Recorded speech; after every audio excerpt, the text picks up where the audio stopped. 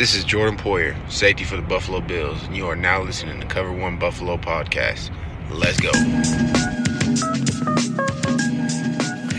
Good evening and welcome to the Cover One Buffalo Podcast. You are joining your hosts, Greg Thompson and Aaron Quinn.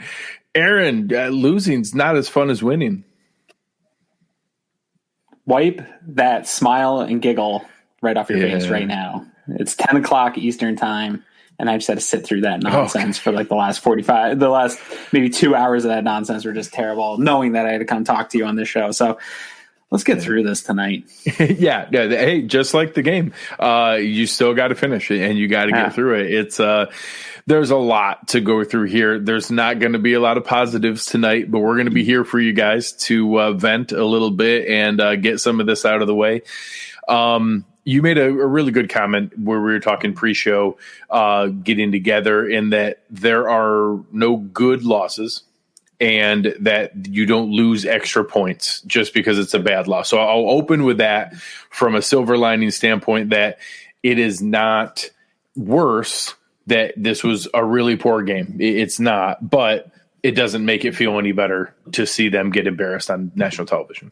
No, if anything, I do think there's a lot of teachable moments. I know we talk about that stuff all the time. This is not going to be a fun week in flight back with Sean McDermott. And I know we're going to rip into the defense here, and I'm ready to rip into the defense a little bit, but it's not that, just them. This was a total team loss from the coaches right down the depth chart of this roster. Everybody's looking for a player to point a finger at, which you can normally do in a loss. And sure. I mean, just scroll through the roster and pick a guy. Everybody had mistakes tonight. So this is definitely a teachable moment. I think it's not just a teachable moment for the team. I think they'll have a lot of that. I think this is a bit of a teachable moment for us fans.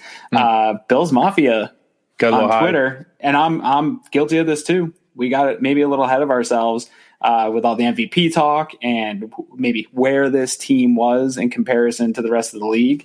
I think they're still a good playoff caliber team, but we're not just going to run through. They weren't going to go 16-0. They're not going to run through the AFC. I don't know that they're a Super Bowl contender yet. And so maybe this was a good punch in the face for fans a little bit too, to dial it back. After we watched KC lose to the Raiders, a lot of people are talking a lot of trash, and I think some of that's going to come back on us here in the next 48 hours. Yeah. Ravens had a bad loss. Chiefs had a bad loss. Bills have a bad loss. Honestly, it's kind of crazy. The Steelers and the Titans are the two top teams in the AFC right now. That's a little bit weird. Yeah. I know we're going to get this in the comments as the show goes, so I want to open it up and just kind of get it right out of the way. I want to acknowledge that all of the schedule move around and the uncertainty and the game planning for two different teams and not knowing where you were going to play and when absolutely was a factor. It absolutely was a negative. In no way, shape, or form does it excuse the embarrassment they put on that field. That is not why they lost. That is not the reason they lost. It's probably not in the top 10 reasons that they lost. I acknowledge it wasn't good. It didn't help them. That's not why this happened tonight. Yeah. Number two, the penalties were terrible. The refs made a couple really iffy calls. At the end of the game, it didn't matter, but that was absolutely over the line when Tannehill threw that pass. It was undoubtedly over the line, but it doesn't matter. That's also not why they lost. Several of those were questionable, weren't great, could have helped them out. None of those are the reason they lost either. The Bills lost this game. The coaches, the players, everyone involved in the Bills organization lost this game all by themselves. Yeah, I do. The scheduling stuff's tough, right? Yeah, for sure. Titans, I mean, it was overstated on the broadcast. I wish I would have kept how much they overcome. Man. Yeah, that was clearly overstated. I think both teams had adversity this week. I need to swallow a little bit of medicine because I had pointed out a number of times, if there was a team to overcome any type of adversity, it's going to be this Bills team with Sean McDermott. Well, they did not look prepared top to bottom. This team, they looked flat.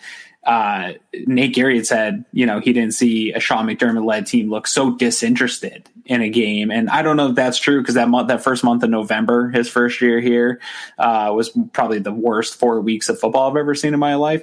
But I do agree with him that just the team felt just punched in the mouth right after they had that 7-7 tie where, you and I talked about it. It looked like, okay, maybe they're going to come back. It's a great answer. Yeah, they they answered, but then after that, it just looked defeated the entire night. Body language looked defeated. The entire team just looked pretty much unprepared for what they were about to face. And I got to swallow some medicine, man. I didn't expect that from a Sean McDermott team. I expected all that adversity to not be anything that bothered this team. Again, not an excuse, but definitely something I didn't expect. Yeah, and we'll go through this tonight. There's a lot of blame to go around. We're going to share plenty of blame. There's lots of helpings for everybody. McDermott, Dable, and Leslie Frazier all own a healthy amount of that. I think that, like I said, unprepared is the right term. There was by far the most pre-snap penalties we've seen in a long time. I know that there were replacement players. I know there were some last-minute scratches. I think that there were some guys who probably didn't get their full dose of practice reps and then had to play a huge role in the game. Those things are tough. It looked unprepared. I think some of that's, when the ball starts rolling and you get those kind of things all going the wrong way, that can be bad from that standpoint and kind of lead to other things. But it really was tough, and it was a great look. I don't think anyone came out of this game looking good. I think, we'll get to it here in a moment individually by each of the areas as we normally go through, but I don't think anyone looked good tonight, all the coaches included, and I'm the biggest Sean McDermott apologist on earth. This was a bad game. I want to step in a little, and I think there's an apology or an apologist argument here to be made for Dable a little bit. 13 of 17, third down efficiency. Granted, the third and long conversions are just something to cling and hold on to. Those were magical. Those are magical. I thought he had some nice play calls to put together some long sustained drives. This just wasn't a defense tonight to try to chip away at. They just couldn't get the toxic plays. It'll be interesting when the all 22 comes out if any of that was even available or if they just totally took away the 20-yard, the big plays, because that's been really what this offense has hung its hat on here early in the season, is leading the league, right? And second in the league in the big explosive play category. Was not there tonight. And so I don't know if that was the Titans defense taking that away. I don't know if that was Brian Dable not dialing up, but I liked some of what we saw from Brian Dable. I think that it was more of an execution error. We obviously the interception, totally, in my opinion, on the first one on Andre Roberts. Tough pill to swallow. You answer that. The second interception was just Josh. That was just the Josh Allen experience. That was a great drive too. Oh my God. They were ready to bring it back with it. At that point, the game was very much in motion. We'll get into our normal rhythm here, but obviously at that point, they got to stop. It was 21-10. Yes. They got the ball back. It was a 14-play, 64-yard drive. They were driving down from the 3-yard line on their way for, honestly, what looked like a 97-yard touchdown drive. Gabe Davis was open. That would have been 21-17 and a completely new ball game, and shucking the third quarter jinx and all that kind of muck they've been dealing with. And all of a sudden, Josh throws his worst pass of the season at honestly the worst possible moment from that standpoint, where the game's in the, you had a chance to fully take command of what a game that had gotten away from you, and that the defense, or at least grab momentum back. Yeah, correct. And that, you had a chance to, they really gave their defense a breather at that point and were driving down the field. And just like the first interception, all of a sudden, boom, immediately following, they convert for a touchdown. And really at that point, 28-10, they put the game away. Yeah, and I counted that interception as a double toxic differential play because that return, the turnover, and then and honestly, that was another area. If you want to really be critical of what was going on here, when we go back to all 22, I'm going to guess 5 or 6 offensive players gave up on that play, assuming he was tackled, and all of a sudden realized, oh crap, he's still running. Thank God Cody Ford and Josh Allen were back there. Yes, we're back there trying to make a stop on the play. Otherwise, that's a touchdown. Although they scored 3 plays later, sure. But at least they kept up with the play. But I do think so. I think with all that said, I think out of all the coaches, Brian Dable probably had the least bad game. There's just a lot of execution, some weird stuff that happened to the offense tonight. Yeah. But definitely a lot of blame to go into the offense as well. Yeah. So let's start going through our normal flow here. From a passing standpoint, Josh Allen, 26 of 41 for 263, 2 touchdowns, 2 interceptions, only 1 sack. The sack was not a great one. He did give up a fair amount of yards. He was trying to bail out, although repeatedly through the night, Tennessee had a free rusher on him, and he juked or spun out of, I'd say, 5 would-be sacks when he was doing that. It's pretty incredible. And then, it's unfair to be excited about those and then crack down on him when he loses 10 yards on one that he does try to spin out of. Random little factoid people like to throw out that, undefeated record when they're over 60% completion percentage and pretty bad record when they're under 60%. Josh had 63% completion percentage tonight and lost. So that one's now gone in that undefeated record. But I would say this was pretty clearly Josh's worst game of the season. 2 interceptions, and even the one 100% was not on him. That was in the hands of Andre Roberts right off the bat. Totally different game if they don't give up that immediate touchdown. You said it pre-show. There's almost nothing worse than losing the coin toss, having them defer, giving you the ball, and losing 7-0 within 2 minutes. It's about the worst possible case scenario. Right after that, the next drive, he had an interception that went off the defender's hand as they were driving down to score. So he kind of gave that one back in the one that wasn't his fault that didn't get converted. And then later on, 100% on him. And pretty much the whole second half, you saw kind of that manic Josh trying to make plays. He did make several killer throws on 3rd and long. So it wasn't all bad. I think there were some drops. Yeah. And sure. I guess if you want to compare, and again, we're going to try to cling to a couple silver linings here tonight. If you want to compare anything, this wasn't the Green Bay Packers loss, Josh. This wasn't the Baltimore Ravens loss last year, Josh. This was, he kept us in that game late. There were some bad plays, late in the game that kind of took it away in the couple plays that were there. This was still his worst game, but the fact that this was his worst game and there were some redeeming moments is probably something positive to cling to. Yeah, sure. This wasn't like Tyrod Taylor years where the Bills go down in a game and it's just insufferable. There's no chance. You have no chance.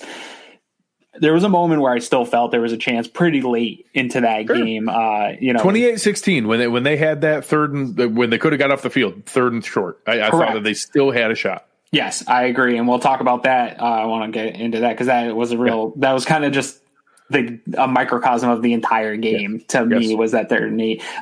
But no, so I agree. There's some silver lining there that I think we have a quarterback that can dig you out of a hole on the road.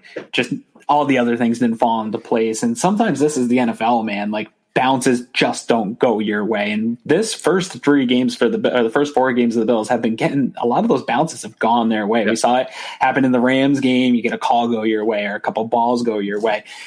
It's just the NFL, man. And the stuff that you can't account for today. There are no bounces, not a single real bounce went in the Bills' favor at all. And it just piled on. So moving to the next position group here. I do want to. This guy asked real quick, what does that mug say? You can find these mugs in the link below. Go check them out. Greg's got one too. Go check them out. They're in the link below. They're super cool. They have plays on them. I just wanted to tell you that. Yeah, Playbook products, really good stuff. We're big fans. They have a bunch of other cool stuff too. Some really cool coasters and baby onesies and other weird things. But good stuff.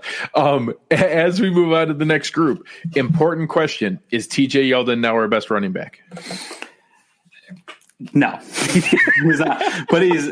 And you know what? Respect to him to converting 3 tough short yardage 3rd and shorts. That's not his game, and he did the job he was asked to do. I respect that. He did it once, but I'm trying to think of what game he's done it in before, where he came in and had like 3 carries on a drive, and he converted another 3rd and short on that too. He's done a good job when he's called on, so I'm excited that there's some production there from running back number 3. I still can't wait for Zach Moss to get back and see what he's got here. Yeah. But no, he's still running back 3.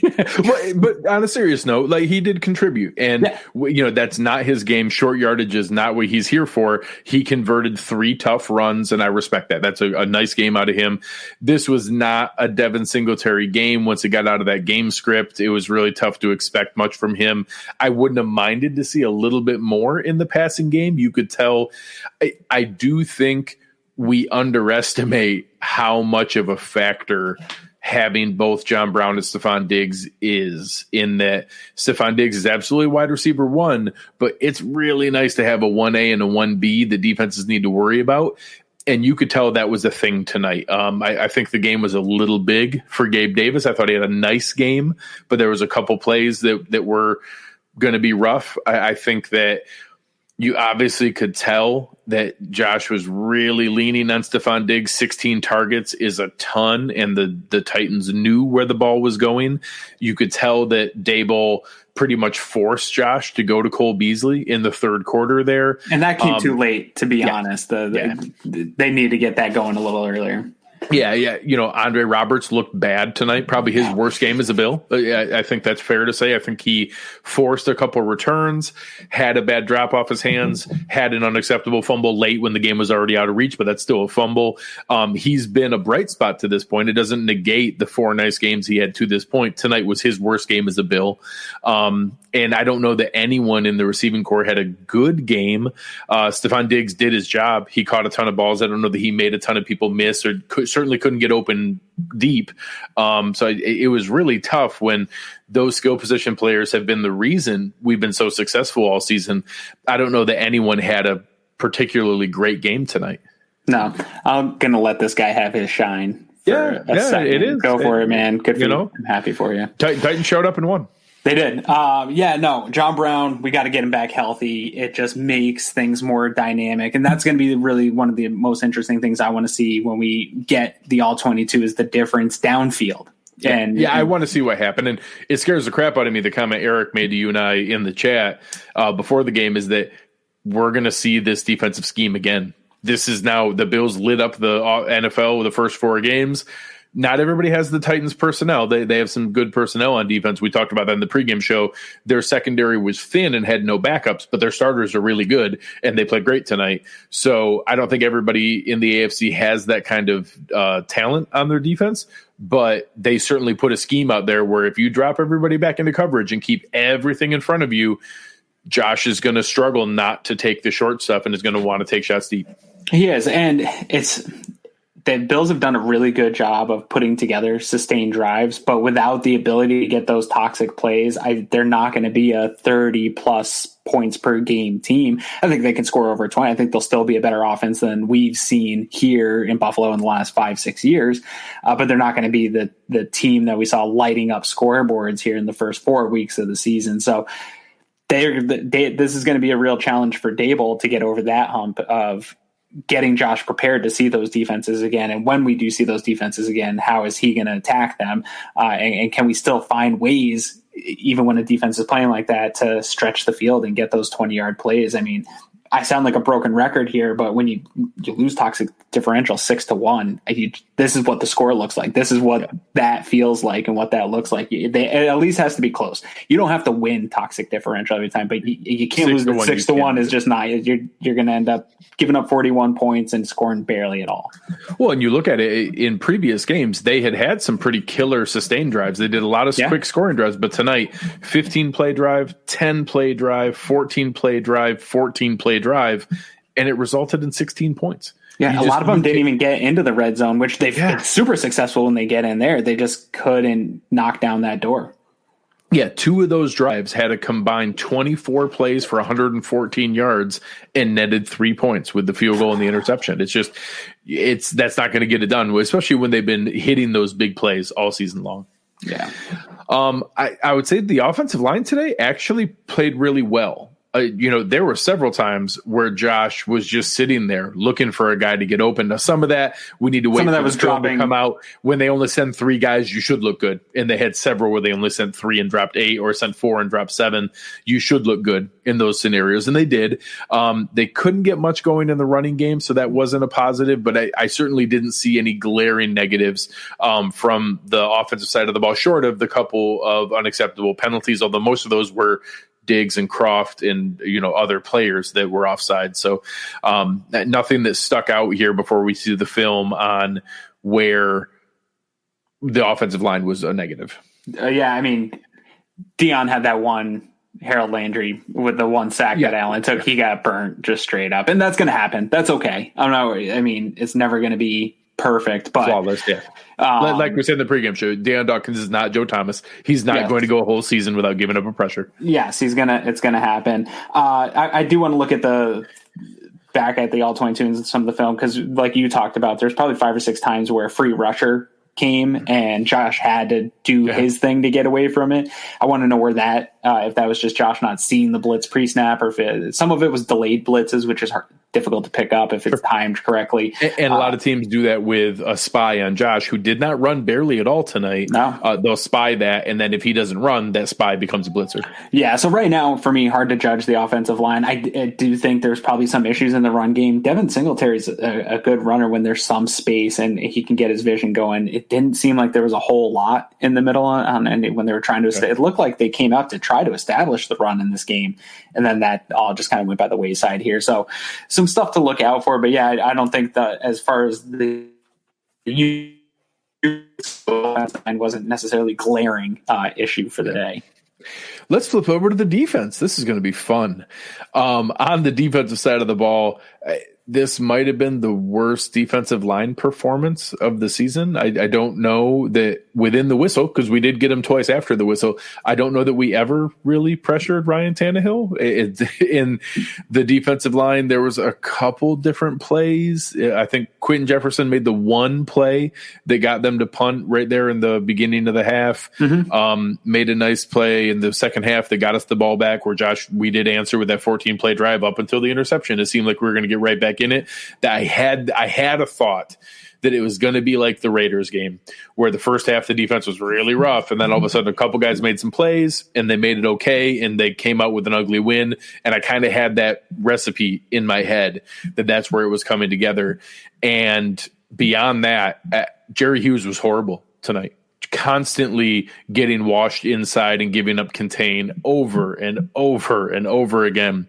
AJ Epinesa made one flash play for a moment on a tackle for loss, and then jumped off sides literally like the 2 plays later and had to get pulled out of the game. I can't tell you the last time I saw Vernon Butler make a positive play. He had one good run stuff play, but yeah. Do you remember a positive thought about Harrison Phillips this season?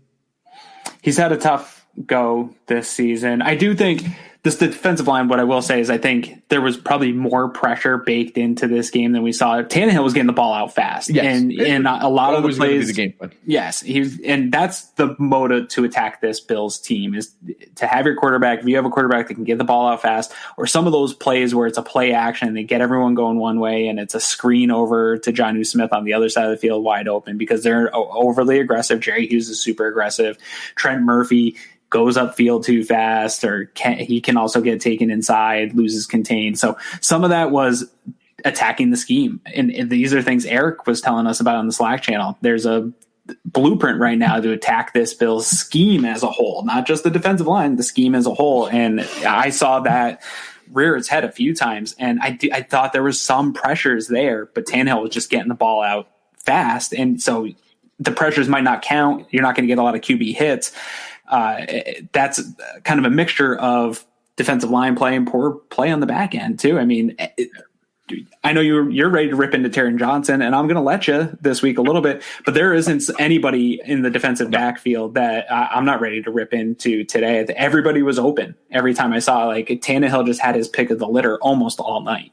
Yeah, and there's a couple plays. I will say I did the caveat at the beginning about both the schedule and COVID stuff and the penalties. I don't think were excuses. I will say on the defense, there is no defense where you can remove the 2 best players and have there be no impact. Sure. Losing Trey White and Matt Milano matters. It just does.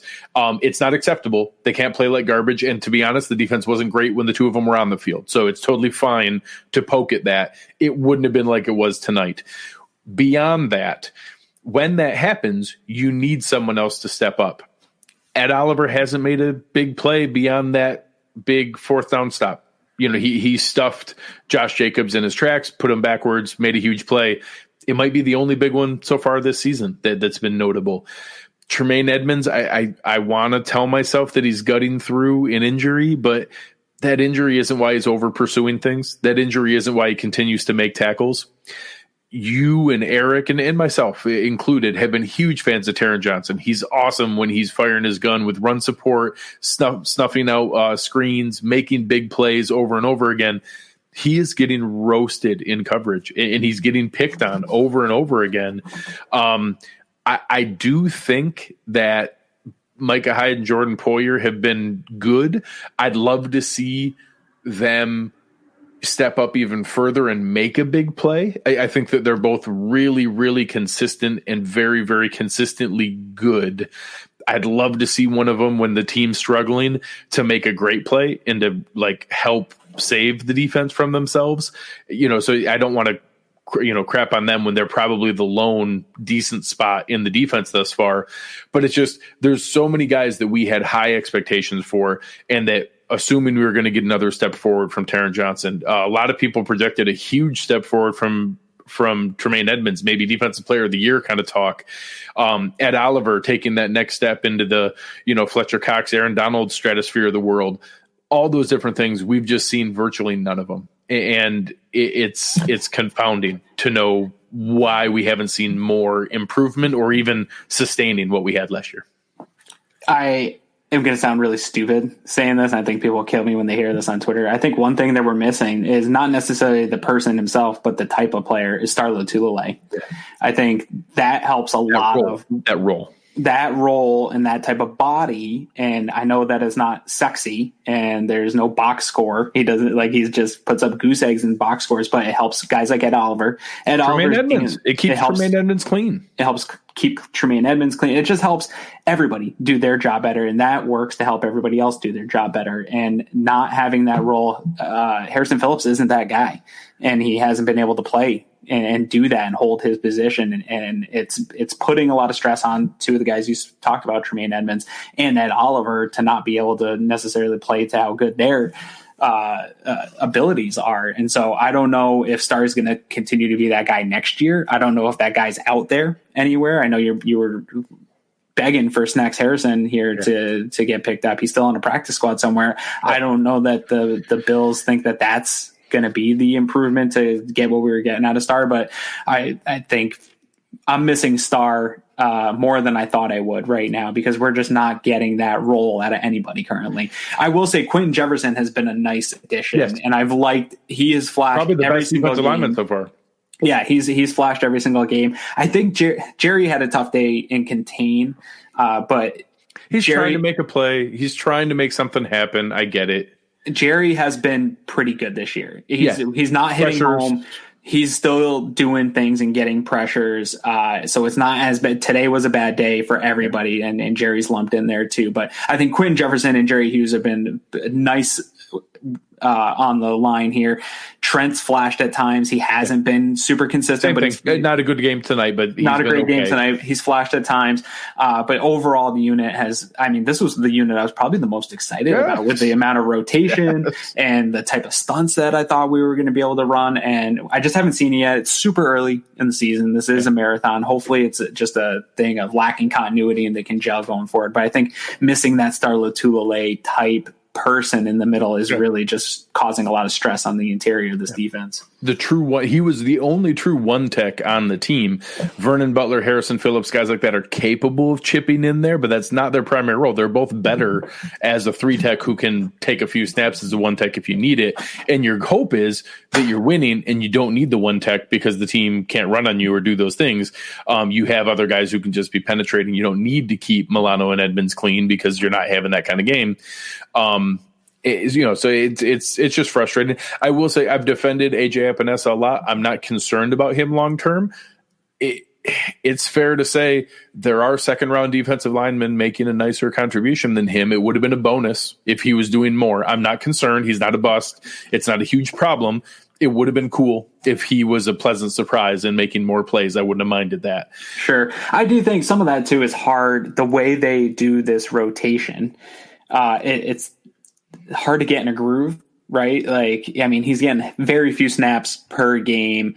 Some of that, pass rush stuff, is you're setting a guy up throughout a game. Yeah. If you're only getting 5-6 snaps a game, you're not setting anybody up. You're not bringing out a bunch of moves. So some of it's lack of his usage here with the Bills so far. Ed Oliver took a while to get going his rookie season. Yeah. Again, I agree with you. I'm not super worried about it, but he hasn't that one flash play, but then that was offset by the knucklehead offside. At linebacker, I will say I'm going to call it a good thing that I didn't notice Tyrell Dodson. I don't remember being upset or mad that Tyrell Dodson was on the field. He got smoked that one time, and Tannehill just missed. He had about 2 steps. He lost about 2 steps on the guy.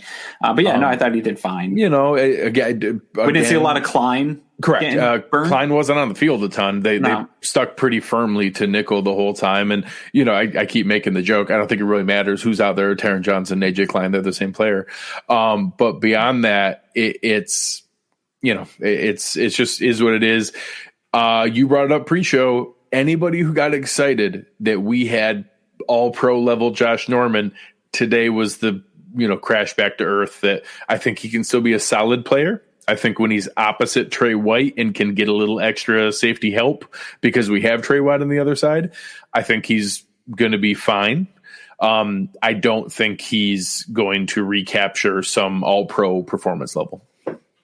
No, I think we got really excited with some recency bias because of the fumble. It was a really nice play. Oh, yeah, it was cool. But it's great. Yeah, it was super cool. Great play and needed in that game. It wasn't coverage. There was nothing really. I saw he was okay in coverage in the Raiders game. Nothing blew me away. I don't think I'm going to like what I see when we flip on the all-22 here this week of him in coverage. But tough. It's tough to come in and play corner. He's not a cornerback 1 in the NFL anymore. And so he's certainly not against an uber athlete like A.J. Brown. That's just not his game. Leaving him isolated in single coverage in that first play is as much on Frazier and McDermott as it is on Norman. Yeah, and I mean, I think Trey might even struggle in that situation a little bit too. I mean, one of those plays against Taron, I can't wait to get the look at because Brown stiff-armed him about 4 yards back. It just wasn't even fair. He just put his hand right into his chest, stiff-armed him 4 yards back, and just cleared a wide open. I mean, he's a physical freak. He's a big guy. He's going to be tough for any of these guys to defend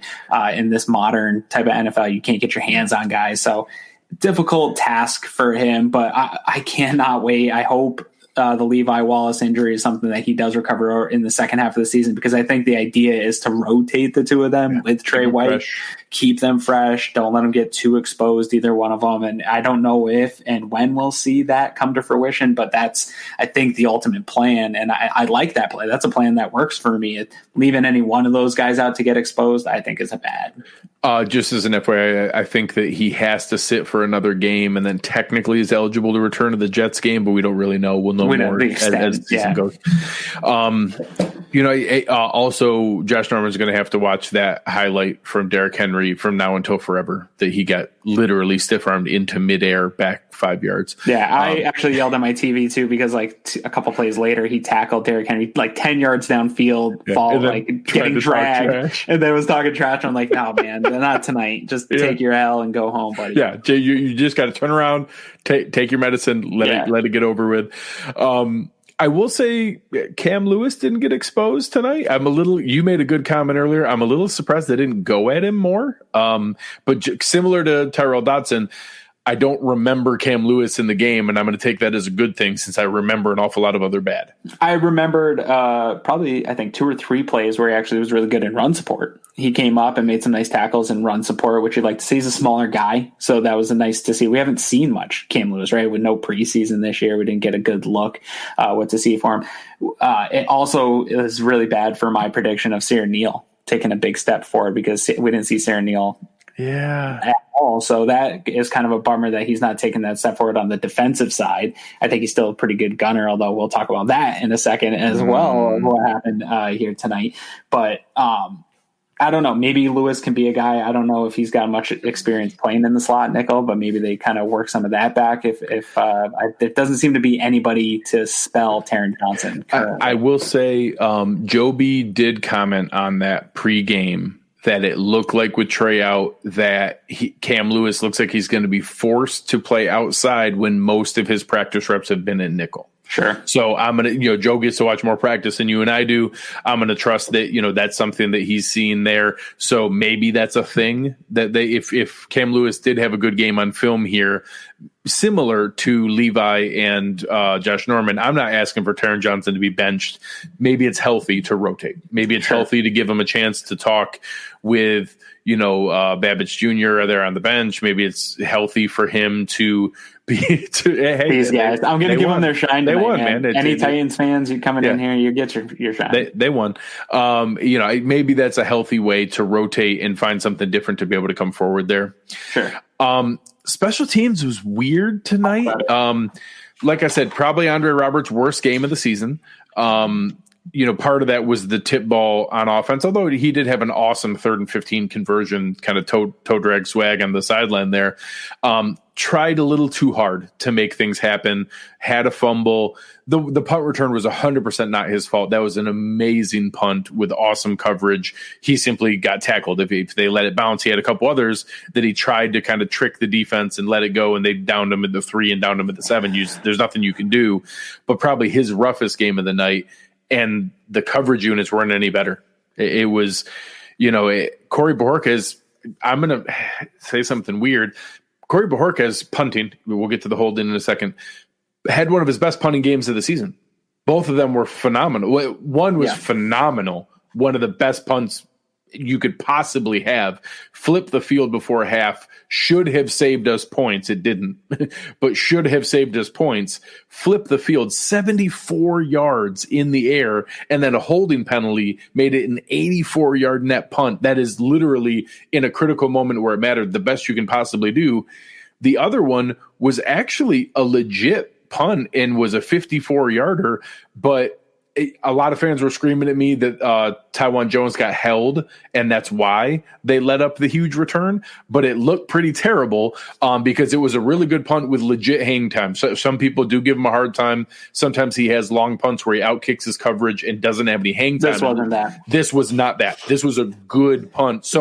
I was actually startled. Someone should have been there, so the hold kind of makes sense. Of course, it didn't get called, and then you give up a 40-yard punt return to Khalif Raymond. That makes it look terrible. I got to see if there was a hold. I felt that Taiwan Jones, it in real time. Taiwan Jones looked like he got stuck on the block. I don't know that it was a hold. That's something I'll take note of and go back and look on, because I just assumed that he couldn't get off the block and that it was good special teams by the Titans. Titans played fantastic special teams too.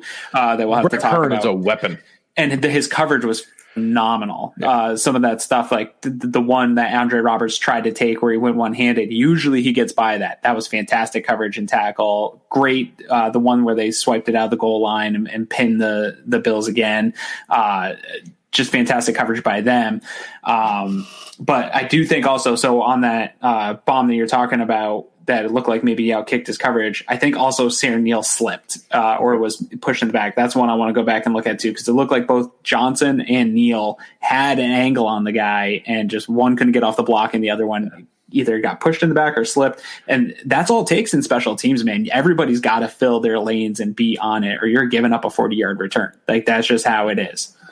The other piece of it tonight, obviously, Tyler Bass did his job. He made his one field goal. He made his one extra point. The holding thing and the laces being in for the 4th time this season is a thing. Yeah. I don't know enough about that part of football. I've had enough people chime in that it's a long snapper thing. It's a long snapper thing enough that I'm open to it.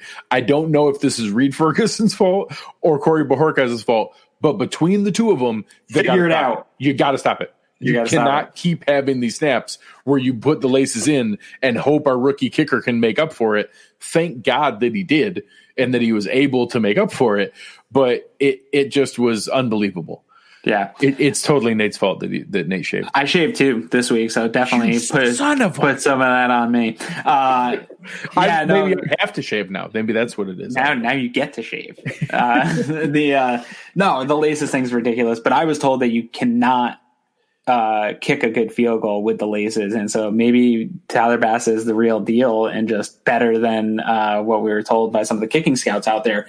So something that's got to get fixed. It didn't impact the kick, so I don't care all that much. But if it is something, again, I don't know anything about kicking footballs.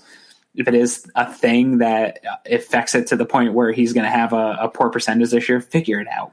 Yes, that's all you have to do in practice all week long is figure that part of the game out. Yeah. Now, I will say, so the last two comments, I've heard Pat McAfee explain that it is the long snapper's fault. Remember, he was a holder, so of course he was going to blame the long snapper. Take that with a grain of salt. I did hear Pat McAfee blame it. He was a holder. And then Patton, saying here, he literally spun the laces. I do want to reiterate to people, in real time, you cannot possibly catch the ball, see where the laces are, and spin it. That is pure muscle memory. That's why I kind of think it is the long snapper, because you're not choosing in that moment, oh, do I want to spin it a quarter of the way or halfway or not spin at all? It's all part, like that's happening in a split second to catch it and put it down. It's catch, put down, spin halfway. That's what you do every single time. It needs to be that you're spinning it to pull the laces out of the way, not putting the laces in there. So I don't know. That makes sense to me that it's a long snapper thing, but like I said, that's not your specialty. Either way, fix it. When you're a specialist and you have literally your only job. You have two jobs, right? Snap it to punters, snap to kickers, or hold it. Yeah, punt the ball or hold the ball. If you only have those couple jobs, you really got to do a good job. It's hard. Reed has been very good in his time here, so I have a tough time putting it on him entirely because I don't know enough. Yeah, he's done a good job. Hopefully they can figure it out. It's just I don't want to talk about laces anymore on this podcast at all. Yeah, all done. So it's going to be able to say that Sarah's fault. She should have been paying full attention and not involved in the bachelorette party. So, watching the bachelorette, there was a lot of people talking about that. I'll blame Sarah for that as well. Yeah. I'm really willing to throw blame around. Yeah, anybody who wants to take some blame, anybody looking to take some blame, we are ready to give it out. All right. We've now gone through the roster. We've blamed the coaches. We've blamed all the offensive players. We've blamed all the defensive players. We've said that we don't. Kojo was the player of the game. Bajorquez, maybe the safeties, maybe Brian Dable. Those are the only three people that we're not ready to blame fully. Maybe the offensive line. Beyond that, everybody gets a little slice of blame. Let's get into some of our lovely sponsors. For our Uncle Jumbo's responsible play of the day, it's kind of tough. There were not a ton of great examples of responsible plays throughout the game. I'll let you lead it off this week. What stood out to you? Yeah, it's going to be – I think we're going to just talk about this one drive here. Yeah. The second Bills drive after they give up the touchdown, they come back. It's a fantastic drive. And during that drive, something that we hadn't really seen that it used to drive me crazy because the Patriots did this for decades where they would always come up to the ball and catch somebody in a substitution or some way where they can just get some free yards. Josh Allen and Brian Dable has taught him the awareness to get up to the ball. Clowney's trying to run off the field. They get him for both 12-man on the field and the offsides and get some free yards on their way to a touchdown. Super heads-up play, very responsible. Something that's frustrated me from this Bills team for longer than Sean McDermott's been here, but they just have never been able to take advantage of those moments. And smart teams that have awareness do that. And it's good to see Josh had that heads-up. I don't know if it was coming through his mic or where it was coming from, but they had the heads-up. And everybody, it's not just Josh, everybody got up to the line. Nobody went off sides. That takes everybody to go up and execute that quickly and be on the same page. And that's preparation. And I'll even say he did it again at the end of the third quarter. He knew he had him and had it offside. They ended up saying that he didn't get the snap off before the quarter ended, and I didn't watch closely enough. In the moment, I felt aggrieved that they didn't let us take a deep shot. But I'm sure that the call was right. The clock did expire, but he was doing it again. He was aware of the situation. Situational awareness. On top of it, ready to take advantage of it. And I think that, again, when you have a really ugly game where we took a butt whooping from the other team, I think that plays like that are what you need to hold on to. And we talked about it with that. I'm going to mention just in general, those third and long conversions, if you want to cling to anything tonight with Josh Allen, the fact that 3rd and 12, 3rd and 15, 3rd and 9, 3rd and 10, those used to be a death sentence for this team. Those used to be, 3rd and 12, give up, delayed draws, 3rd and 15, give up running back screens. Anything 3rd and 7 and over was almost a death to this team. It was just an automatic give up. And now, knowing that not only do we have a shot for that, but that he's converting at an alarming rate of those kind of plays, that's something fun to cling to here. That honestly, that kept them in the game for longer. And the final score is not indicative of what this game was. Like we said, there was, when it was 28-16 and they were driving to score again, that game was very much in play. You know, it would have been 21-17 early on before they let up that other score with the second pick. That was going to be a good close game and then got away from us at the end. But there are some things to hold on to there. For sure.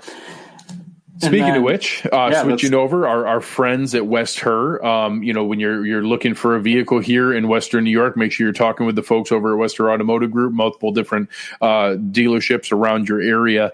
I thought that I'm going to start with the opening drive, and that I thought that it was, something where, they give up the pick, they give up the free points. That at that point could have got away from them. And when they answered back with 15 plays, 76 yards, that was about as good of an answer as you could hope for. Yeah, and I counted I know one of the third downs was called back, but it was a 3rd and 10 converted. So I'm going to count it just for the sake of the show because it sounds better. I'm going to go with it. They converted 5 third downs, even though one was called back. 5 third down conversions and 2 touchdowns. And one of them was a 3rd and 1, a 3rd and 7, a 3rd and 10 that called back that was a touchdown, and then a 3rd and 15. Incredible that they were able to sustain that drive and, like you said, answer, and not only just on the third downs, but just key. That was also the same drive where we saw the responsible play of the game, and just going 15 plays, 76 yards, eating up 6 minutes of clock. Really, at that moment, I felt, even as bad as it is to for the other team to defer and you to give up 7 points in the first 2 minutes, if there's any way to overcome that, it's a drive like this that gets you back and reestablishes that your offense can just move the ball down the field and score. Obviously, it wasn't enough to really make a huge impact in the game, but a really nice drive. And I guess if we're trying to find anything to cling on to, it's that. Yeah, and I would say, there certainly was an opportunity where that drive in the second half, they stop the Titans. They're 9 plays, 44 yards. At that point, Mike Vrabel was doing everything in his power to keep the Bills in this game with some conservative play calling, and they get the ball back. 14 plays from the 3. Brent Kern punts it all the way down to the 3-yard line, 97 yards. And I said it right there. I said, this is a game-changing play where I would have been livid with Sean McDermott for not going for it on 4th and 4, where he had a chance to really put the dagger in Bills territory. 4th and 4, you're up 11 against a reeling defense who I always use it as a barometer. If the other team's fan base is ecstatic with your decision, you made the wrong decision.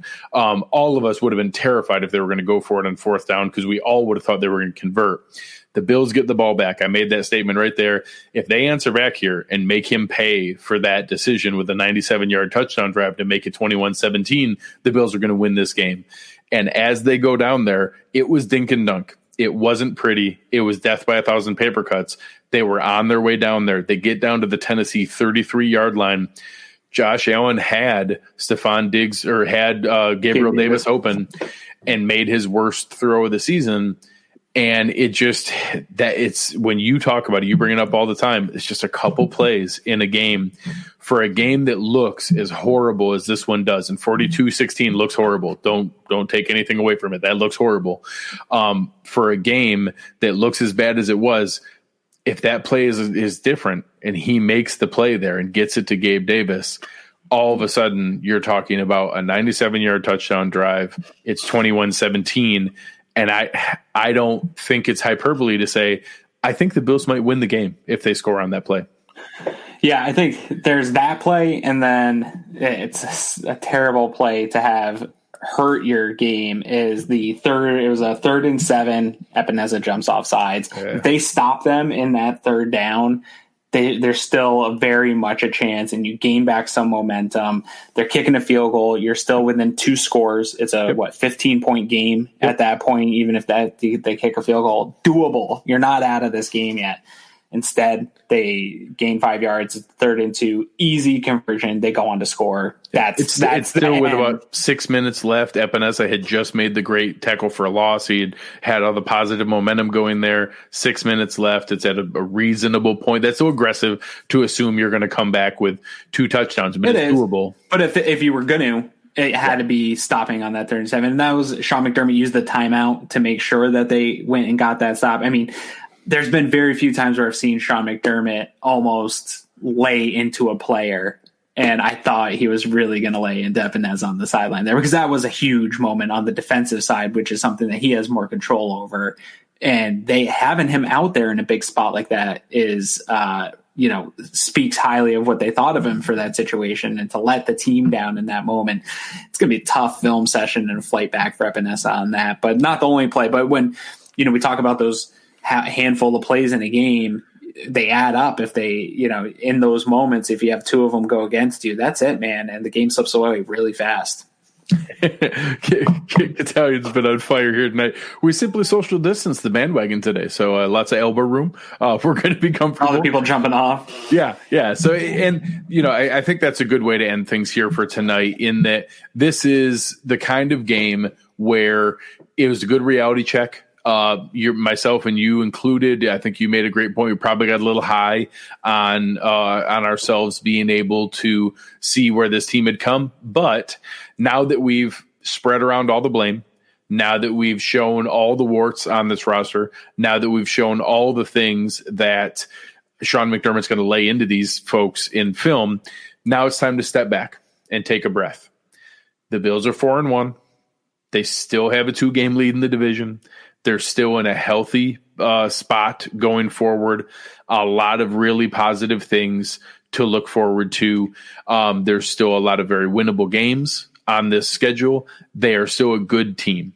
Today showed them that they're a flawed team. They're not a exceptional juggernaut that's going to go undefeated. They never were. This was a tough game we all saw on the schedule regardless, but they're still 4-1. 4-1 is a very good start. They got a tough game next week against Kansas City, also coming off a loss, showing that they're not flawless either. And then they'll get back with the Jets after that. So I think that the fact that they're looking at a 5-2, 6-1 start here is a pretty solid way to look at the beginning of the schedule. So let this one sink in. Let it burn a little, let it hurt a little. I hope the team does exactly that and lets this humble them to realize that they have a long way to go. But finding that out while you're still 4-1 isn't all bad. I mean, they still have like a 90-something% chance to make the playoffs at 4-1. So that's great. I think they're still a really good team. I think they're still at the top of the AFC in terms of teams. Again, the loss is bad. In the box score, it looks worse than it was. They played a really good team. This is a team that was in the AFC Championship a year ago. This is a team that I said on the preview show that this is a team we're probably going to see in the playoffs if the Bills continue to do well. I think they're a contender to go deep into the playoffs as well. It's a tough loss. Hate to do it. Hate to have a loss. Would have been nice to go into KC undefeated and really make a statement game there, but you can't win them all. I like this team. I agree with you. I think there's going to be a lot of tough pills to swallow. Some of the best, you go back and look through Super Bowl years, Patriots losing to KC. How many times did the Patriots get buried on national TV, losing to KC or the Miami Dolphins or something? That was a rallying cry to right some of the things that were going wrong. So I think it's Sean McDermott talks a lot about the adversity, not just within the games themselves, but the season. I think this is a moment of adversity. I can't wait to see how this team responds, because they're coming back with an even better team that they're going to be facing, at least a more potent offense, and definitely a bigger test for this defense. So I'm really interested to see how they respond. It might be a tough couple weeks here for Bills fans where we take a couple lumps in a row, but not all down. I don't think there's anything to be necessarily depressed about. I don't think this team's broken. I think there's a lot of things to fix, and having won 4 games with a lot of things to fix and a lot of things to correct, they talk about it all the time. You don't want to be playing your best ball right now. We want to be playing our best ball in November and December. So now's the time to get those things fixed, and hopefully they do. Yeah, just as an example, people don't remember this in years past, and especially for other teams that we don't follow. Guess what happened with the Kansas City Chiefs last year? They started 4-0, dropped 2. Then they lost 4 out of 6 games. Yeah. They lost 4 out of 6 games in the middle of their season to drop to 6-4. After that 4th loss in 6 games to the Titans, a lot of people were asking questions. They had some injuries. They did lose Patrick Mahomes for a short period of that time, but then they came back. They actually won several of the games where Mahomes was out after that. Several of those losses were with him. And being able to go through that, people don't remember that it wasn't some flawless run last year, but they came back, they hit their stride at the right time, and then they won a Super Bowl. I'm not saying that's what's going to happen here. I'm not trying to draw correlation there. Now that you put that out in the universe. I simply want to point out that even the most exciting runs for teams don't happen flawlessly without a setback. So that's going to be the key part to take away from here is this is one game, and one game does not decide the season. Yeah, no, the season's not over by a long shot. I can't wait to see how they respond, but it's going to be a tough week for all the Bills players in the film room. And I think Eric's going to be pretty hard on some of the Bills players here too when we get the all 22. So hang in there on Twitter. Let's try to be nice to each other. It's going to be tough to be nice to each other. There's going to be a lot of strong opinions out there from all sides. But this is a good football team. We should be proud of this team going forward because I think there's going to be a lot of fun football left here in 2020. Just wasn't tonight. Hopefully we go back after this Monday too to more just Sunday at 1:00 games going forward. Yeah, primetime stuff. Primetime's the worst. All right, guys. Tell the folks where they can find you to be nice to you. No, I don't want to. You can't find me. I'm going to block everybody. Now you can find me on Twitter at AaronQuinn716. It's up here somewhere. If you don't know how to spell my name right, it's right there. Come find me on Twitter, Greg Thompson, GregTompsett. Having fun with Bills fans. Even though this was a painful game tonight, tell other people that we helped you get through it. Tell other people that we were a good cathartic experience to be able to vent and move past this tough game.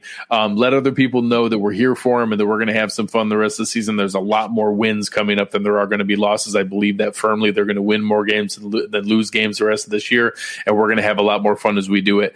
Thank you to Uncle Jumbos. Thank you to West Her. Thank you guys to the chat. You guys have been awesome tonight. Really helped us get through this. This isn't fun for Aaron and I either after a loss, so it means a lot that you guys are here with us. You have been listening to Cover One Buffalo, and we are out.